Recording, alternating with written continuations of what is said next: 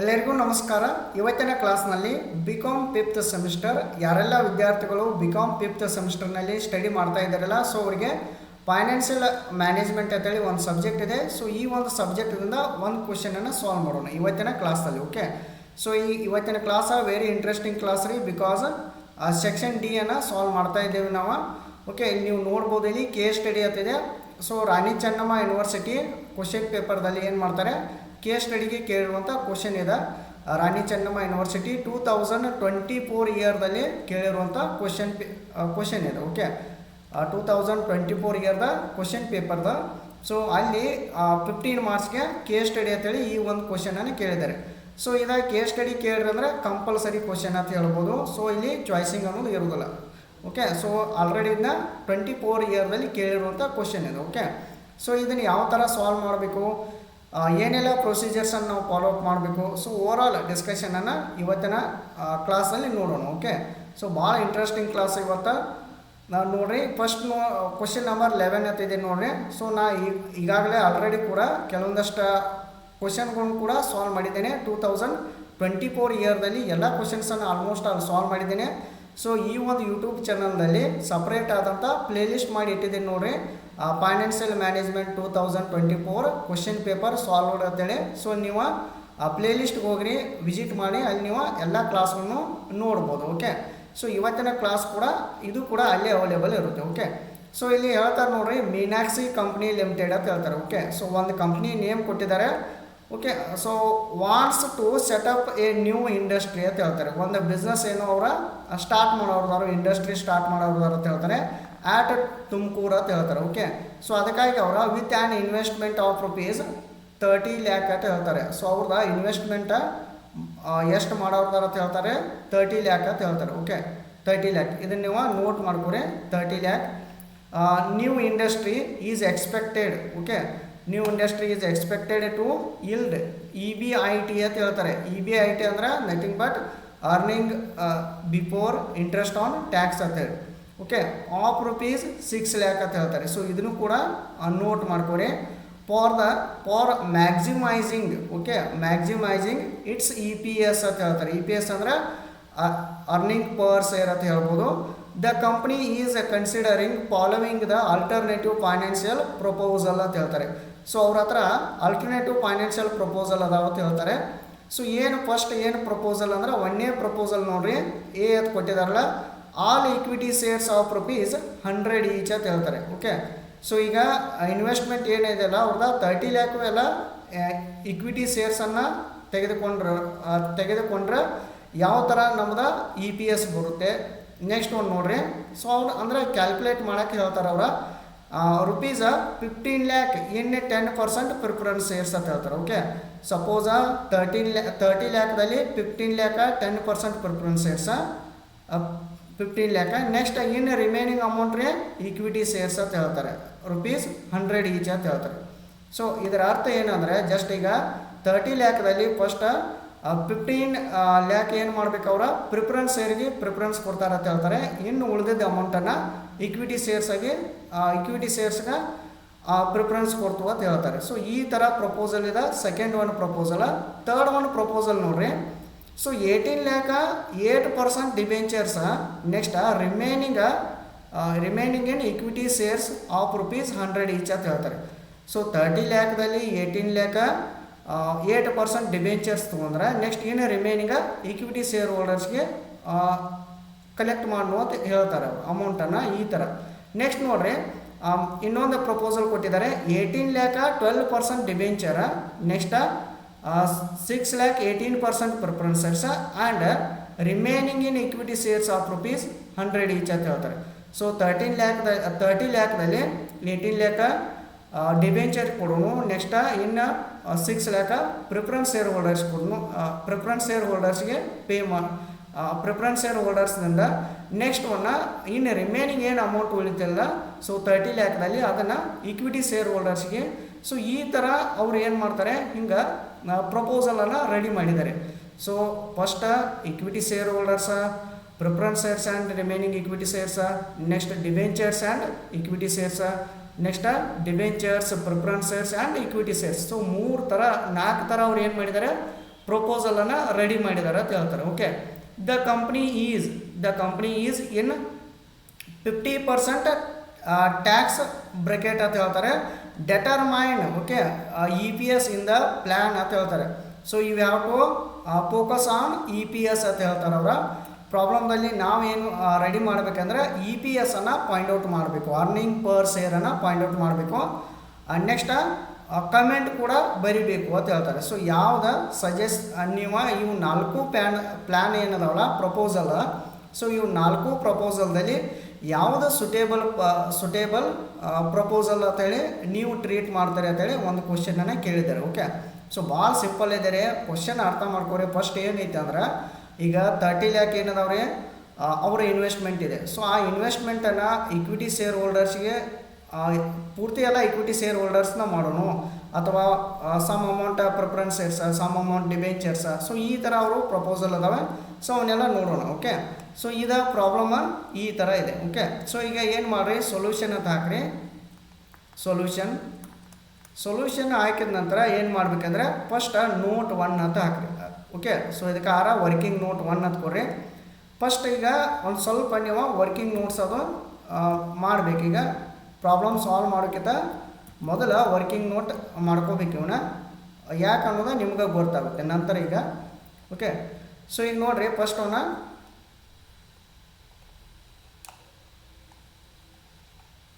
So ಇವಾಗ ನೋಡೋಣ. First ಇಲ್ಲಿ ಏನು ಮಾಡಿರಿ, ಸೊಲ್ಯೂಷನ್ ಅಂತ ಹಾಕ್ರಿ ಅಥವಾ ಆನ್ಸರ್ ಅಂತ ಹಾಕ್ರಿ. ಸೊ ಇದಾದ ನಂತರ ಒಂದೇ ನೋಟ್ ಕೊಡ್ರಿ. ಓಕೆ, ನೋಟ್ 1 ಅಂತ ಹಾಕ್ರಿ ಅಥವಾ ವರ್ಕಿಂಗ್ ನೋಟ್ 1 ಅಂತ ಹಾಕ್ರಿ. ಸೊ ಫಸ್ಟಿಗೆ ಏನು ಮಾಡಿರಿ, ಇಂಟ್ರೆಸ್ಟ್ ಆನ್ ಡಿಬೆಂಚರ್ ಕ್ಯಾಲ್ಕುಲೇಟ್ ಮಾಡಿ. ಓಕೆ, ಸೊ ಇಲ್ಲಿ ಇಂಟ್ರೆಸ್ಟ್ ಆನ್ ಡಿಬೆಂಚರ್ ಎಲ್ಲಿದೆ ನೋಡಿರಿ, ಪ್ರಪೋಸಲ್ ಎದಾಗಿದೆ ರೀ, ಇಲ್ಲ ಡಿಬೆಂಚರ್ ಇಲ್ಲ. ಪ್ರಪೋಸಲ್ ಬಿದಾಗ ಡಿಬೆಂಚರ್ ಇದೆ ರೀ, ಬಿದಾಗೂ ಇಲ್ಲ. ಪ್ರಪೋಸಲ್ ಸಿದಾಗಿದೆ ನೋಡಿ. ಪ್ರಪೋಸಲ್ ಸಿದಾಗ 18 ಲ್ಯಾಕ್ ಇನ್ 8% ಡಿಬೆಂಚರ್ ಅಂತ ಕೊಟ್ಟಿದ್ದಾರೆ. ಓಕೆ, ಸೊ ಇದನ್ನು ಇಂಟ್ರೆಸ್ಟ್ ಆನ್ ಡಿಬೆಂಚರ್ ಅಂತೇಳಿ ತಗೋರಿ. 18 ಲ್ಯಾಕ್ ಇಂಟು 8 ಡಿವೈಡೆಡ್ ಬೈ 100 ಮಾಡಿರಿ, ಅಮೌಂಟ್ ಎಷ್ಟು ಬರುತ್ತೆ, 1,44,000 ಬರುತ್ತೆ. ಓಕೆ, ಸೊ ಇದು ಫಸ್ಟ್ ಕೇಸ್ ಆಯಿತು. ಸೆಕೆಂಡ್ ಒನ್ ನೋಡ್ರಿ, ಮತ್ತು ಇಲ್ಲಿ ರಿಮೈನಿಂಗ್ ಇಕ್ವಿಟಿ ಶೇರ್ ಇದೆ, ಬಿಟ್ಬಿಡ್ರಿ. ಇಂಟ್ರೆಸ್ಟ್ ಆನ್ ಡಿಬೆಂಚರ್ ಮತ್ತೆ ಎಲ್ಲಿದೆ ನೋಡಿ, ಪ್ರಪೋಸಲ್ ಡಿದಲ್ಲಿದೆ ನೋಡಿ. 18 ಲ್ಯಾಕ್ ಇನ್ 12% ಡಿಬೆಂಚರ್ ಅಂತ ಕೊಟ್ಬಿಟ್ಟಿದ್ದಾರೆ. ಓಕೆ, ಸೊ 18 ಲ್ಯಾಕ್ ಮೇಲೆ 12% ಮಾಡ್ಕೊರಿ. Okay, so 18 lakh into 12 divided by 100 ಮಾಡ್ಕೊರಿ, ಅಮೌಂಟ್ ಬರುತ್ತೆ ಎಷ್ಟು, 2,16,000 ಅಂತ ಹೇಳಿ ಬರುತ್ತೆ. ಓಕೆ, ಸೊ ಇದನ್ನ ಏನು ಮಾಡ್ಬೇಕು ನೀವು, ಡಿಬೆಂಚರ್ದ ಇಂಟ್ರೆಸ್ಟನ್ನು ಕ್ಯಾಲ್ಕುಲೇಟ್ ಮಾಡಬೇಕು ಈ ಥರ. ಓಕೆ, ಸೊ ಇದಾದ ನಂತರ ಏನು ಮಾಡಿರಿ, ಇಲ್ಲಿ ಪಾಯಿಂಟ್ ನಂಬರ್ ಸಿ ಅಂತ ಕೊಟ್ಟಿದ್ದಾನಲ್ಲ, ಸಿ ಅಂದರೆ ಸಿ ಪ್ರಪೋಸಲ್ ಅದು. ಓಕೆ, ಡಿ ಅಂದರೆ ರೀ ಡಿ ಪ್ರಪೋಸಲ್, ಇದನ್ನ ನೆನಪಿಟ್ಕೊಂಡು ನೀವು. ಓಕೆ, ಸೊ ಇನ್ನು ನೆಕ್ಸ್ಟ್ ಏನು ಮಾಡ್ರಿ, ಇನ್ನು ನೋಟ್ ಸೆಕೆಂಡ್ ಅಂತ ಹಾಕಿ, ವರ್ಕಿಂಗ್ ನೋಟ್ ಸೆಕೆಂಡ್ ಅಂತ ಹಾಕ್ರಿ. ಇನ್ನೇನು ತೊಗೋಬೇಕಂದ್ರೆ ನೀವು dividend on preference shares. So okay, dividend preference shares ತೊಗೊಂಡ್ರಿ ಅಂದ್ರೆ ಡಿವಿಡೆಂಡ್ ಅನ್ನೋದು ಪೇ ಮಾಡಬೇಕು ಅಂತ ಹೇಳ್ತಾರೆ. ಕಂಪ್ನಿ ಪ್ರಿಫರೆನ್ಸ್ ಶೇರ್ ಹೋಲ್ಡರ್ಸ್ ಏನು ಕೊಡ್ತಾರೆ, ಡಿವಿಡೆಂಡ ಪೇ ಮಾಡ್ತಾರೆ. ಸೊ ಈಗ ಫಸ್ಟ್ ನೋಡೋಣ, ಇಲ್ಲಿ 4 ಪಾಯಿಂಟ್ದಲ್ಲಿ ಪ್ರಿಫರೆನ್ಸ್ ಶೇರ್ಸ್ ಎಲ್ಲಿದ್ದಾವೆ ಅಂತೇಳಿ ನೋಡಬೇಕು. ಈಗ ಹೆಂಗೆ ನೀವು ಡಿಬೆಂಚರ್ಸನ್ನು ನೋಡಿದಿರಲ್ಲ, ಸೊ ಅದೇ ರೀತಿ ಪ್ರಿಫರೆನ್ಸ್ ಶೇರ್ಸ್ ಎಲ್ಲೆಲ್ಲಿದ್ದಾವೆ ನೋಡ್ರಿ. ಫಸ್ಟ್ ಇಲ್ಲಿ 15 ಲ್ಯಾಕ್ ಇನ್ 10% ಪ್ರಿಫರೆನ್ಸ್ ಶೇರ್ಸ್ ಅಂತ ಕೊಟ್ಟಾರೆ. ಓಕೆ, ಮತ್ತೇನು ಕೊಟ್ಟಾರೆ, ರಿಮೈನಿಂಗ್ ಇಕ್ವಿಟಿ ಶೇರ್ಸ್ ಇದೆ. ಓಕೆ, ನಮಗೆ ಬೇಡ ಅದ ಪ್ರಿಫರೆನ್ಸ್ ಶೇರ್ಸ್ ಅಷ್ಟೇ ಬೇಕಾಗಿದೆ. ಓಕೆ, ಎಷ್ಟು ಅಮೌಂಟ್ ಐತೆ ನೋಡ್ರಿ, 15 ಲ್ಯಾಕ್ ಇನ್ 10% ಪ್ರಿಫರೆನ್ಸ್ ಶೇರ್ಸ್ ಅಂತ ಹೇಳಿದ್ದಾರೆ. ಅಂದ್ರೆ ಇದು ಪ್ರಪೋಸಲ್ ಯಾವುದ್ರಿ, ಬಿ ಪ್ರಪೋಸಲ್ ಅಂತ ಹೇಳಿ ತಗೋರಿ. ಇಲ್ಲಿ ಬಿ at ಪಾಯಿಂಟ್ ಹಾಕ್ರಿ. ಡಿವಿಡೆಂಡ್ ಆನ್ ಪ್ರಿಫರೆನ್ಸ್ ಶೇರ್ಸ್ ಅಂತ ಹಾಕ್ರಿ. 15 ಲ್ಯಾಕ್ ಇಂಟು 10 ಡಿವೈಡೆಡ್ ಬೈ 100 ಮಾಡಬೇಕು. ಯಾಕೆ 10 ಹೇಳ್ರಿ, ಸೊ 10 ಅನ್ನೋದು ಇಲ್ಲಿ ವ್ಯಾಲ್ಯೂ ಕೊಟ್ಟಾರ ನೋಡಿ. 10 divided 10 preference shares, 10% preference shares ಅಂದ್ರೆ 10 ಡಿವೈಡೆಡ್ ಬೈ 100 ಮಾಡ್ಕೊರಿ, ಅಮೌಂಟ್ ಬರುತ್ತೆ. ಸೊ ಎಷ್ಟು, 1,50,000 ಬರುತ್ತೆ. ಓಕೆ, ಸೊ ಇದೇ ಥರ ಮತ್ತು ಈಗ ಸೆಕೆಂಡ್ ಪಾಯಿಂಟ್ ಆಯ್ತು. ಫಸ್ಟ್ ಪಾಯಿಂಟ್ದಾಗಿಲ್ಲ ಪ್ರಿಫರೆನ್ಸ್ ಶೇರ್ಸ್, ಸೆಕೆಂಡ್ ಪಾಯಿಂಟ್ದಾಗ ಇದೇ ತೆಗೆದುಕೊಂಡಿದ್ದೇವೆ. ಥರ್ಡ್ ಒನ್ ಪಾಯಿಂಟ್ದಾಗ ಪ್ರಿಫರೆನ್ಸ್ ಶೇರ್ಸ್ ಐತೆ ನೋಡ್ರಿ, ಥರ್ಡ್ ಒನ್ ಪಾಯಿಂಟ್ದಾಗೂ ಇಲ್ಲ. ಫೋರ್ತ್ ಪ್ರಪೋಸಲ್ದಾಗ ನೋಡ್ರಿ ಪ್ರಿಫರೆನ್ಸ್ ಶೇರ್ಸ್ ಐತ್ರಿ, ಫಸ್ಟ್ ಡಿಬೆಂಚರ್ ಐತ್ರಿ, ಇಲ್ಲಿದೆ ನೋಡ್ರಿ 6 ಲ್ಯಾಕ್ ಇನ್ 8% ಪ್ರಿಫರೆನ್ಸ್ ಶೇರ್ಸ್ ಅಂತಿದೆಯಲ್ಲ. ಸೊ ಈಗ 6 ಲ್ಯಾಕ್ ಇಂಟು 8 ಡಿವೈಡೆಡ್ ಬೈ 100 ಮಾಡ್ಕೋಬೇಕು. ಸೊ ಪ್ರಪೋಸಲ್ ಡಿ ಅಂತ ಹಾಕ್ರಿ. ಇಲ್ಲಿ dividend on preference shares 6 lakh into 8 divided by 100 ಮಾಡ್ಕೊರಿ, ಅಮೌಂಟ್ ಎಷ್ಟು ಬರುತ್ತೆ, 48,000 ಬರುತ್ತೆ. ಸೊ ಇವನ್ನ ಭಾಳ ನೀವು ಅಬ್ಸರ್ವ್ ಮಾಡಬೇಕು, ಇಷ್ಟು ಮಾಡಬೇಕು. ಸೊ ಇದಾದ ನಂತರ ಏನು ಮಾಡಿರಿ, ಇನ್ನು ಈ ಪ್ರಾಬ್ಲಮ್ದಲ್ಲಿ ನೋಡ್ರಿ ನಮಗೆ ನಂಬರ್ ಆಫ್ ಇಕ್ವಿಟಿ ಶೇರ್ಸ್ ಅನ್ನೋದ ಕೊಟ್ಟಿಲ್ಲ, ಬಟ್ ಅದ್ರ ಬದಲಿ ಇಲ್ಲೆಲ್ಲ ವ್ಯಾಲ್ಯೂ ಕೊಟ್ಟಿದ್ದಾರೆ ನೋಡ್ರಿ. ಇಲ್ಲಿ 100 ಈಚ್ ಅಂತೇಳಿ ವ್ಯಾಲ್ಯೂ ಕೊಟ್ಟಿದ್ದಾರೆ, but number of equity shares ಅನ್ನೋದು ಇಲ್ಲ. ಓಕೆ, ಸೊ ನೀವು ಇನ್ನೊಂದು ಪಾಯಿಂಟ್ ಅರ್ಥ ಮಾಡ್ಕೋಬೇಕಿಲ್ಲಿ. ಫಸ್ಟಿಗೆ ನಾವು EPS ಅನ್ನು ಫೈಂಡ್ ಔಟ್ ಮಾಡಬೇಕಾಗಿದೆ. Okay, so EPS find out ಮಾಡಬೇಕಾದ್ರೆ ಸೊ ಫಾರ್ಮುಲಾ ಏನಿದೆ, profit available to equity share holders divided by number of equity shares ಅಂತಿದೆ. ಓಕೆ, ಪ್ರಾಫಿಟ್ ಅವೈಲೇಬಲ್ ಎಷ್ಟಿದೆ ಅಂತ ನೋಡ್ಬೇಕು, ನಾವು ಎಲ್ಲ ಪ್ರಪೋಸಲ್ದು ನೋಡಬೇಕು, ನಂತರ ನಂಬರ್ ಆಫ್ ಇಕ್ವಿಟಿ ಶೇರ್ಸನ್ನು ನೋಡಬೇಕು. Okay, so number of equity shares ಇರಲಿಲ್ಲ, ಸೊ ಅದನ್ನು ಕೂಡ ಫೈಂಡ್ ಔಟ್ ಮಾಡ್ಬೇಕಾದ್ರೆ ನೀವು ನೋಟ್ 3 ಅಂತ ಹಾಕಬೇಕು, ಅಥವಾ ವರ್ಕಿಂಗ್ ನೋಟ್ 3 ಅಂತ ಹಾಕ್ರಿ. ಸೊ ಇಲ್ಲಿ ಒಂದು ನೇಮ್ ಕೊಡ್ರಿ, ನಂಬರ್ ಆಫ್ ಇಕ್ವಿಟಿ ಶೇರ್ಸ್ ಅಂತೇಳಿ ನೇಮ್ ಕೊಡ್ರಿ ಅದಕ್ಕೆ. So number of equity shares ಅಂತ ನೇಮ್ ಕೊಟ್ಟಾಗ ಈಗ ಫಸ್ಟ್ದಿಂದ ಅಬ್ಸರ್ವ್ ಮಾಡ್ಕೋತ ಹೋಗೋಣ. ಓಕೆ, ಸ್ವಲ್ಪ ಕೇರ್ಫುಲ್ಲಾಗಿ ನೋಡ್ರಿ, ಪ್ರಾಬ್ಲಮ ಇಂಟ್ರೆಸ್ಟಿಂಗ್ ಇದೆ ಅದ. ಸೊ ಇಲ್ಲಿ ಫಸ್ಟ್ ನೋಡ್ರಿ, ಪ್ರಪೋಸಲ್ 1 ತೊಗೊಂಡ್ರೆ ಏನು ಹೇಳ್ತಾರೆ ನೋಡ್ರಿ. ಇಲ್ಲಿ ಪ್ರಪೋಸಲ್ 1 ತೊಗೊಂಡ್ರೆ ಒಂದು second.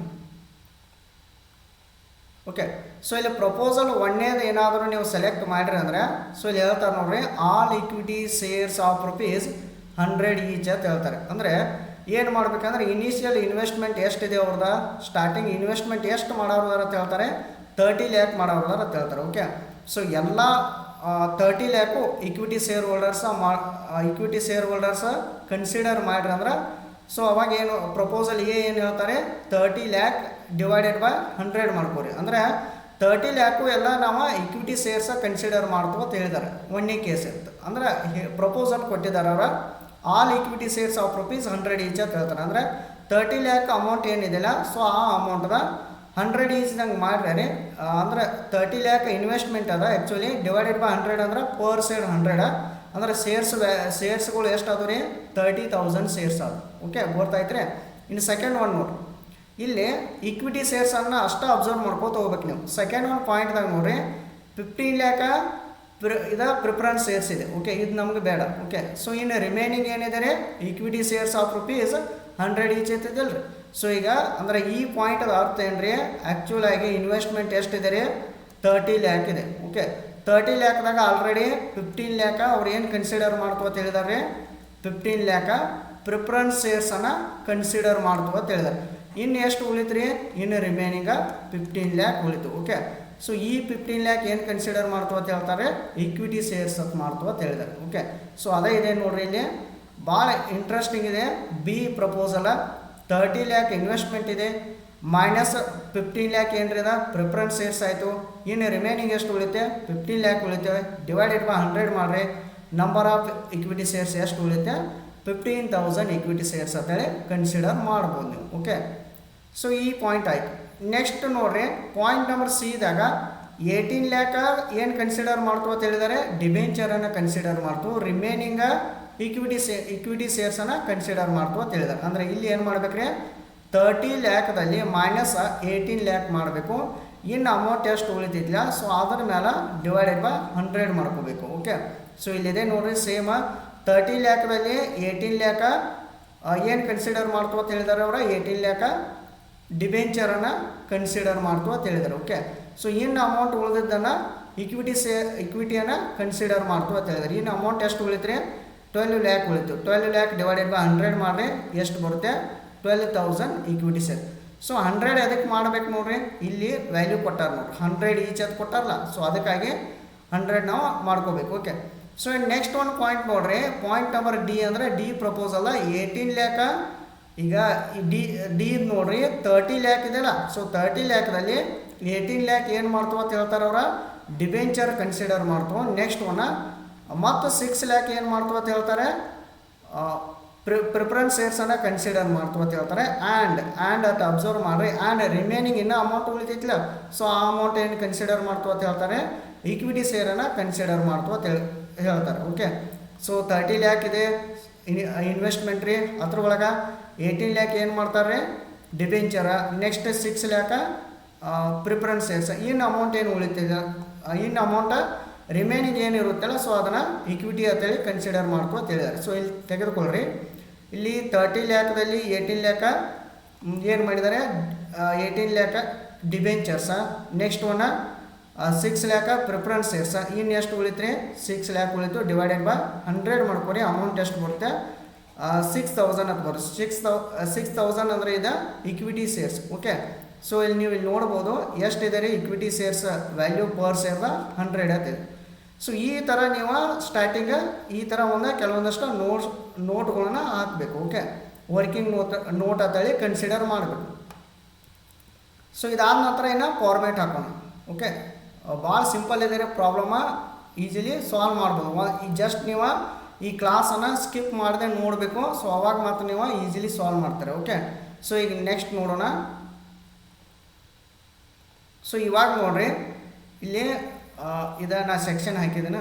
Okay, so computation of EPS ಅಂತ ಹಾಕ್ರಿ ಪ್ರಾಬ್ಲಮ್ದಲ್ಲಿ. ಇವಾಗ ಆ್ಯಕ್ಚುಲಿ ಪ್ರಾಬ್ಲಮ ಇವೆಲ್ಲ ವರ್ಕಿಂಗ್ ನೋಟ್ ಆದ್ಮೇಲೆ ಫಾರ್ಮೇಟ್ ಹಾಕಿ ಸಾಲ್ವ್ ಮಾಡಬೇಕು. ಓಕೆ, ಸೊ ನಮಗೇನು ಕೇಳಿದಾರೆ ಈಗ ಡೆಟರ್ಮೈನ್ EPS ಅಂತ ಕೇಳಿದಾರಲ್ರಿ. ಸೊ ಅದಕ್ಕಾಗಿ ಒಂದು ಫಾರ್ಮೇಟ್ ಬರುತ್ತೆ. ಸೊ ಏನು ಮಾಡಿರಿ ಕಾಂಪಿಟೇಷನ್ ಆಫ್ EPS ಅಂತ ಹಾಕ್ರಿ. ಪರ್ಟಿಕ್ಯುಲರ್ಸ ಇಲ್ಲಿ ಫೈನಾನ್ಷಿಯಲ್ ಪ್ರಪೋಸಲ್ ಅಂತ ಹಾಕ್ರಿ. ಓಕೆ, ಫೈನಾನ್ಷಿಯಲ್ ಪ್ರಪೋಸಲ್ದಾಗ ನೋಡ್ರಿ ಯಾವ್ಯಾವ ಪ್ರಪೋಸಲ್ ಬರ್ತಾವೆ ನೋಡ್ರಿ ಇಲ್ಲಿ. ಸೊ ಪ್ರಪೋಸಲ್ ಅಂದ್ರೆ ಅವರ ಕೊಟ್ಟುಬಿಟ್ಟಿದ್ದಾರೆ ನೋಡ್ರಿ. A ಪ್ರಪೋಸಲ್ ಇದೆ, ನೆಕ್ಸ್ಟ್ B ಪ್ರಪೋಸಲ್ ಇದೆ, ನೆಕ್ಸ್ಟ್ C ಇದೆ, A proposal, B proposal, C proposal and D proposal ಇದೆ. 4 ಪ್ರಪೋಸಲ್ ಇದು. ಓಕೆ, ಫೈನಾನ್ಷಿಯಲ್ ಪ್ರಪೋಸಲ್ ಇವ. ಸೊ ಇಲ್ಲಿ A ತಗೋರಿ, ನೆಕ್ಸ್ಟ್ ಒಂದು ಕಾಲಮ್ B ತಗೋರಿ, ನೆಕ್ಸ್ಟ್ ಒಂದು ಕಾಲಮ್ C ತಗೋರಿ, ನೆಕ್ಸ್ಟ್ ಒಂದು ಕಾಲಮ್ D ಅಂತೇಳಿ ತಗೋರಿ. ಓಕೆ, ಸ್ಟಾರ್ಟಿಂಗ್ ಯಾವಾಗಲೂ EBIT ಅಂತೇಳಿ ಮೆನ್ಷನ್ ಮಾಡ್ಕೊರಿ, earning before interest and tax ಅಂತೇಳಿ. ಓಕೆ, ಸೊ ಇದು ಪ್ರಾಬ್ಲಮ್ದಾಗ ಎಲ್ಲಿ ಕೊಟ್ಟಾರ ನೋಡ್ರಿ, ಇಲ್ಲಿ ಕೊಟ್ಟಾರ ನೋಡಿ. Earning before interest on tax 6 lac rupees ಅದು ಕೊಟ್ಟಾರಲ್ಲ. ಸೊ ಈ ಅಮೌಂಟನ್ನು ತೆಗೆದುಕೊಳ್ಬೇಕು. ಓಕೆ, ಸೊ ಎಲ್ಲ ಪ್ರಪೋಸಲ್ದಾಗೂ ಸೇಮ್ ತೆಗೆದುಕೊಳ್ಳೋಣ. ಇಲ್ಲಿಯೂ 6 ಲ್ಯಾಕ್, ಇಲ್ಲಿಯೂ 6 ಲ್ಯಾಕ್, ಇಲ್ಲಿಯೂ 6 ಲ್ಯಾಕ್, ಇಲ್ಲಿಯೂ 6 ಲ್ಯಾಕ್ ಅಂತೇಳಿ ತೆಗೆದುಕೊಳ್ಬೇಕು. ಓಕೆ, ಸೊ ಇದಾದ್ಮೇಲೆ ಲೆಸ್ ಮಾಡಿರಿ. ಇದೊಂದು ಫಾರ್ಮೇಟ್ ಇದೆ, ಇನ್ನು ಫಾರ್ಮೇಟ್ ನೆನಪಿಟ್ಕೋತೀವ್ರಿ. ಇಂಟ್ರೆಸ್ಟ್ ಆನ್ ಡಿಬೆಂಚರ್ಸ್ ಮಾಡಬೇಕು. ಓಕೆ, ನಾವಿಲ್ಲಿ ನೋಟ್ ನಂಬರ್ 1ದಾಗ ಸಾಲ್ವ್ ಮಾಡಿದ್ವಿ ನೋಡ್ರಿ, ಇಂಟ್ರೆಸ್ಟ್ ಆನ್ ಡಿಬೆಂಚರ್ಸ. ಸೊ ಪ್ರಪೋಸಲ್ ಯಾವ್ದಾವ ನೋಡ್ರಿ, ಮೊದಲೇ ನೋಟ್ ಮಾಡ್ಕೊಂಡು C ಇದೆ ರೀ, ನೆಕ್ಸ್ಟ್ D ಇದೆ. ಸಿದಾಗ ಎಷ್ಟಿದೆ 1,44,000, ನೆಕ್ಸ್ಟ್ 2,16,000 ಇದೆ. ಓಕೆ, ಸೊ ಅಂದರೆ ಫಸ್ಟ್ ಪ್ರಪೋಸಲ್ದಾಗ ಏನೂ ಇಲ್ಲ ರೀ, ಸೆಕೆಂಡ್ ಒನ್ದಾಗ ಏನೂ ಇಲ್ಲ, ಥರ್ಡ್ ಒನ್ದಾಗ ಸಿದಾಗ 1,44,000, ನೆಕ್ಸ್ಟ್ 2,16,000 ಇಲ್ಲಿದೆ ನೋಡಿ ವ್ಯಾಲ್ಯೂ ಇದೆ ಅಲ್ರಿ. C ವ್ಯಾಲ್ಯೂ ಎಷ್ಟಿದೆ ರೀ, C ಪ್ರಪೋಸಲ್ದಾಗ 1,44,000, D ಪ್ರಪೋಸಲ್ದ್ರೆ 2,16,000. ಇದು ಯಾವ ಥರ ಬರುತ್ತೆ ಅಂದರೆ, ಸೊ ಇಲ್ಲಿ ನೀವು ನೋಡಿದ್ದೀರ. ಓಕೆ, ಸಿದಾಗ 18 ಲ್ಯಾಕ್ ಇಂಟು 8 ಡಿವೈಡೆಡ್ ಬೈ 100 ಮಾಡ್ಕೋಬೇಕು.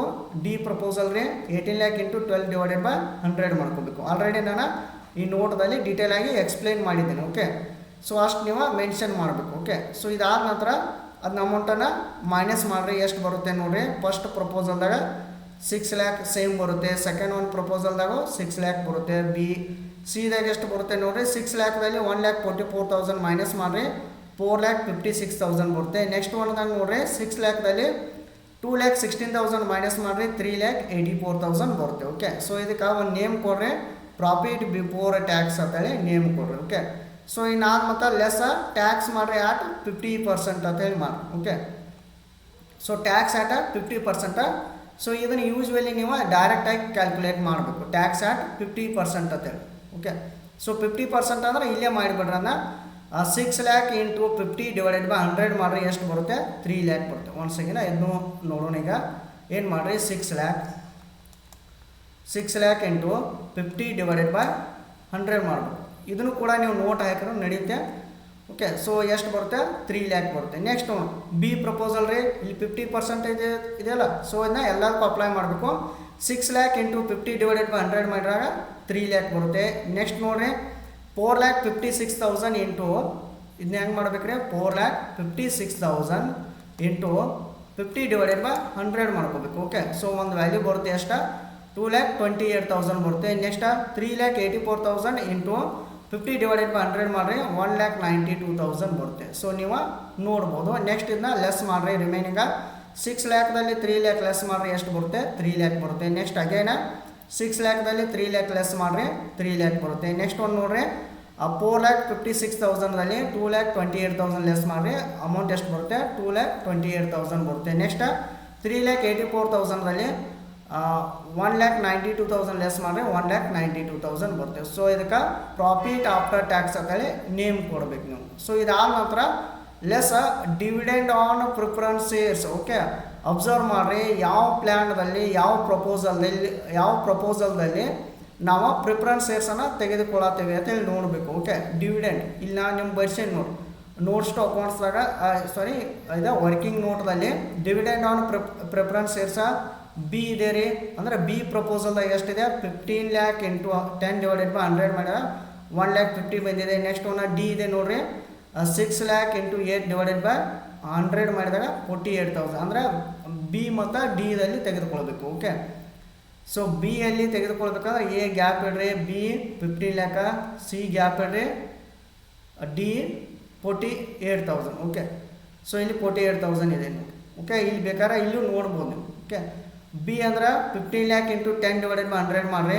ನೆಕ್ಸ್ಟ್ ಡಿ ದಲ್ಲಿ ಪ್ರಿಫರೆನ್ಸ್ ಶೇರ್ಸ್ ಎಲ್ಲಿದೆ ರೀ, ಮತ್ತು 6 lakh ಮೇಲಿದೆ. ಓಕೆ, ಸೊ ಈ ಥರ ನೀವು ಎರಡು ವ್ಯಾಲ್ಯೂ ತೆಗೆದುಕೊಳ್ಬೇಕು. ಓಕೆ, ಸೊ ಇದಾದ ಮಾತ್ರ ಮತ್ತೆ ಲೆಸ್ ಮಾಡಿರಿ, ಎಷ್ಟು ಉಳಿಯುತ್ತೆ, ಮತ್ತು 3 lakh ರಿಮೈನಿಂಗ್. ನೆಕ್ಸ್ಟ್ ಇಲ್ಲಿ 3 lakhನಲ್ಲಿ 1,50,000 ಮೈನಸ್ ಮಾಡಿರಿ, 1,50,000 ಉಳಿಯುತ್ತೆ. ನೆಕ್ಸ್ಟ್ ಸೇಮ್ ಇದನ್ನ ಅಮೌಂಟ್ ಕ್ಯಾರಿ ಮಾಡಿರಿ, 2,28,000. ನೆಕ್ಸ್ಟ್ 1,92,000ನಲ್ಲಿ 48,000 ಮೈನಸ್ ಮಾಡಿ ರಿಮೈನಿಂಗ್ ಎಷ್ಟು ಬರುತ್ತೆ, 1,44,000 ಬರುತ್ತೆ. ಓಕೆ, ಸೊ ಇದಕ್ಕೆ profit available to equity share holders ಅಂತೇಳಿ ಕರಿಬೋದು ನೀವು. ಓಕೆ, ಸೊ ಇಷ್ಟು ಮಾಡಬೇಕು, profit available to equity share holders. So ಈಗ ಇ ಪಿ ಎಸ್ ಬೇಕಾಗಿದೆ. Okay, E P S equal to profit available to equity share holders ಅಂತ ಮಾಡಬೇಕು ನೀವು. Profit available to equity share holders divided by number of equity shares ಅಂತ, number of equity shares.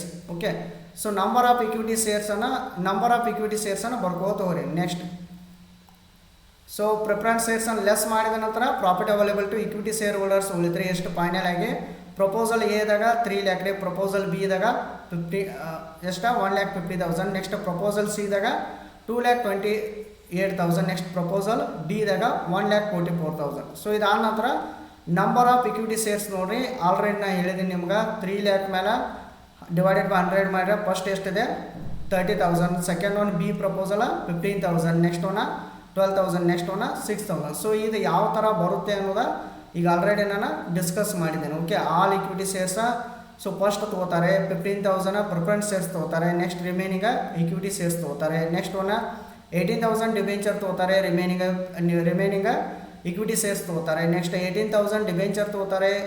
Next 6,000 ಇಲ್ಲಿ first ಏನು ಮಾಡ್ತಾರೆ, all equity shares ತೊಗೋತಾರೆ. Next 15 lakh preference shares, remaining amount ಮೇಲೆ equity shares. Next 18 lakh debenture, remaining equity shares. Next 18 lakh debenture. Next 6 lakh preference shares. Next remaining ಏನು ಉಳಿತಲ್ಲ so ಅದನ್ನ equity ಅಂತೇಳಿ ತೊಗೋತಾರೆ.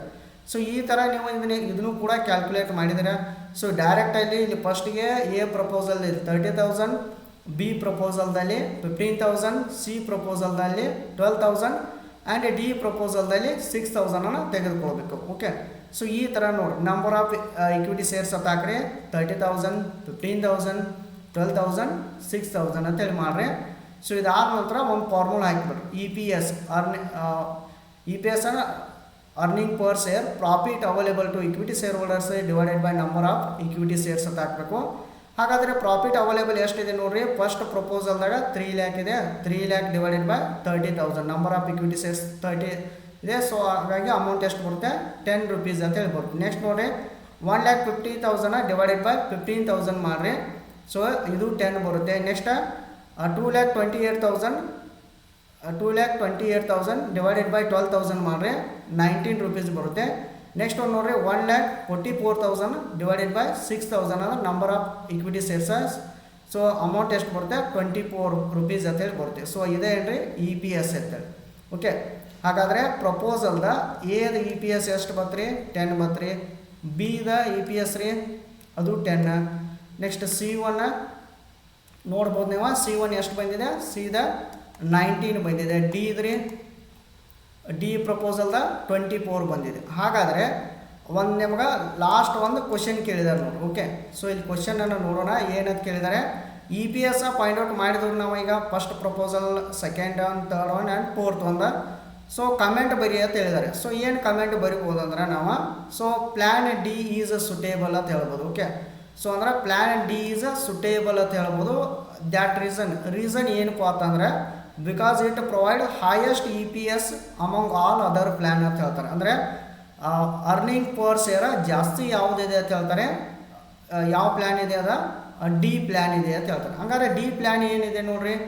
So ಯಾಕೆ ಜಾಸ್ತಿ ಕಾನ್ಸಂಟ್ರೇಷನ್ ಮಾಡ್ತಾರೆ ಅಂದ್ರೆ ಡಿ ಪ್ಲ್ಯಾನ್ ಮೇಲೆ. ಸೊ ಇಲ್ಲಿ 18 ಲ್ಯಾಕ್ ಒಟ್ಟು ಟೋಟಲ್ ಆಗಿ 30 ಲ್ಯಾಕ್ದಲ್ಲಿ 18 ಲ್ಯಾಕ್ ಡಿಬೆಂಚರ್ಸನ್ನು ಕನ್ಸಿಡರ್ ಮಾಡಿದ್ದಾರೆ. ನೆಕ್ಸ್ಟ್ 6 ಲ್ಯಾಕ್ ಪ್ರಿಫರೆನ್ಸ್ ಶೇರ್ಸನ್ನು ಕನ್ಸಿಡರ್ ಮಾಡಿದ್ದಾರೆ. ಇನ್ನು ರಿಮೈನಿಂಗ್ 6 ಲ್ಯಾಕ್ ಏನಿದೆಲ್ಲ ಸೊ ಅದನ್ನು ಈಕ್ವಿಟಿ ಶೇರ್ಸನ್ನು ಕನ್ಸಿಡರ್ ಮಾಡಿದ್ದಾರೆ ಅಂತ ಹೇಳ್ಬೋದು. ಓಕೆ, ಸೊ ಇಲ್ಲಿ ಡಿಬೆಂಚರ್ ಹೋಲ್ಡರ್ಸ್ಗೂ ನಾವು ಇಂಟ್ರೆಸ್ಟ್ ಪೇ ಮಾಡ್ಬೋದು, ಪ್ರಿಫರೆನ್ಸ್ ಶೇರ್ ಹೋಲ್ಡರ್ಸ್ಗೂ ಇಂಟ್ರೆಸ್ಟ್ ಪೇ ಮಾಡ್ಬೋದು. Preference share holders dividend pay ಮಾಡ್ಬೋದು, ಈಕ್ವಿಟಿ ಶೇರ್ ಹೋಲ್ಡರ್ಸ್ಗೆ ಡಿವಿಡೆಂಡ್ ಇದ್ದರೆ ಕೊಡ್ಬೋದು, ಇರಲಿಲ್ಲ ಅಂದ್ರೆ ಇಲ್ಲ ಅಂಥೇಳಿ ಈ ಪ್ಲ್ಯಾನನ್ನು ಚೂಸ್ ಮಾಡ್ತಾರೆ ಅಂತ ಹೇಳ್ಬೋದು. ಯಾಕಂದ್ರೆ ಇದು EPS ಜಾಸ್ತಿ ಇರೋದ್ರಿಂದ ಈ ಪ್ಲ್ಯಾನ ಚೂಸ್ ಮಾಡಬೇಕು. ಯಾವುದ ಡಿ ಪ್ಲ್ಯಾನ್ ಅಂತ ಹೇಳ್ಬೋದು. ಈ ಒಂದು ಕ್ವಶನ್. ಸೊ ಇದರ ರಿಲೇಟೆಡ್ ಇರುವಂಥ ಇನ್ನೂ ಕ್ವಶನ್ಸನ್ನು ನೀವು ಸಾಲ್ವ್ ಮಾಡಿರಿ. ಮತ್ತು ಈ ಒಂದು ಕ್ಲಾಸ್ ಏನಿದಿಲ್ಲ ಭಾಳ ಇಂಟ್ರೆಸ್ಟಿಂಗ್ ಕ್ಲಾಸ. ನೀವು ಇದನ್ನ ಕಂಪಲ್ಸರಿ ಎಲ್ಲಿಯೂ ಸ್ಕಿಪ್ ಮಾಡ್ದಂಗೆ ನೋಡಿರಿ. ಕ್ಲಾಸ್ ನಿಮ್ಗೆ ಇಷ್ಟ ಆಗಿತ್ತು ಅಂದರೆ ಚಾನಲನ್ನು ಸಬ್ಸ್ಕ್ರೈಬ್ ಮಾಡಿರಿ, ಪ್ರೆಸ್ ಬೆಲ್ ಐಕನ್. ನಮ್ಮ ಮುಂದೆ ಅಪ್ಲೋಡ್ ಮಾಡುವಂಥ ಎಲ್ಲ ಕ್ಲಾಸನ್ನು ಕೂಡ ನೀವು ನೋಡ್ಬೋದು. ಓಕೆ, ಸೊ ಮತ್ತೆ ಯಾವರೇನ ಮತ್ತು ಕ್ವಶನ್ಸ್ ಇದ್ವು ಅಂದರೆ ಸಾಲ್ವ್ ಮಾಡೋಣ. ಒನ್ಸ್ ಅಗೇನ್ ಎಲ್ಲರಿಗೂ ಥ್ಯಾಂಕ್ ಯು. ಇದು ಕ್ವಶನ ನೀಟಾಗಿ ನೋಡ್ಕೊರಿ. ನೆಕ್ಸ್ಟ್ ಒನ್ಸ್ ಅಗೇನ್ ನೀವು ಕೂಡ ಪ್ರಾಕ್ಟೀಸ್ ಮಾಡಿ ನೋಡಿರಿ. ಓಕೆ.